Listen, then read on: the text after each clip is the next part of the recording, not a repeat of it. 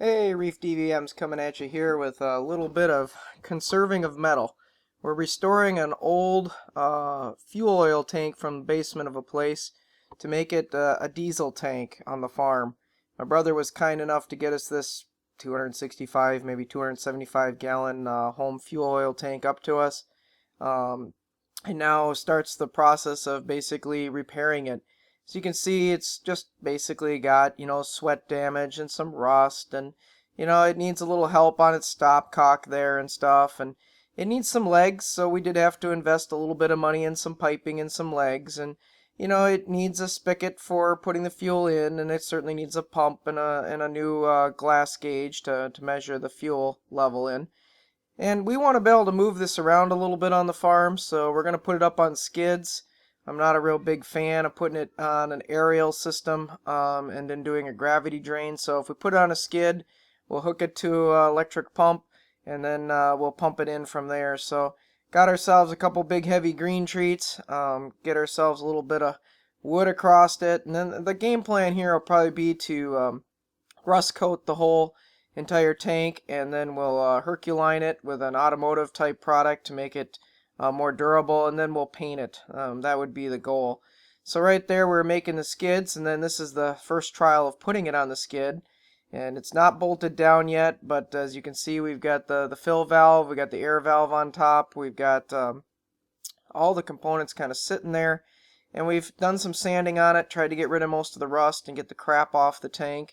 And certainly we've done the work on the inside. We've pressure washed it out the best we could.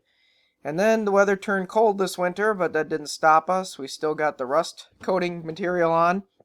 Once we got it rust proofed, then we turned around and put the Herculiner on it. It took a lot of hours, but it really looks nice at this point. As you can see, this quarter of the tank is done and the other quarter is not. You kind of see how thick and dark and black it is. Black is the only color that comes in, by the way. Then we went to Fill Right and got ourselves a pump, and we wanted to use an AC pump, so we got ourselves a 15 gallon per minute pump with a on and off, and got ourselves a handle for it and some tubing and everything else that we needed to get it to fit in this home oil tank. So it was really pretty easily assembled. Basically you put the pipe on it that sucks up from inside the tank, and it's adjustable, and then we put a fuel filter on it. Want to really absorb any water or crap that's in there, particularly at the beginning, and then of course down the road for condensation's sake.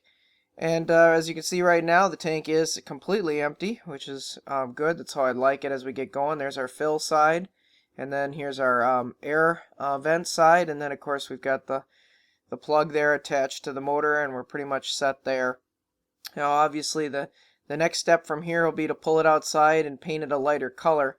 Black obviously heats up more, which could cause more sweating and condensation, so I prefer not to have that in our external diesel tank that sits out.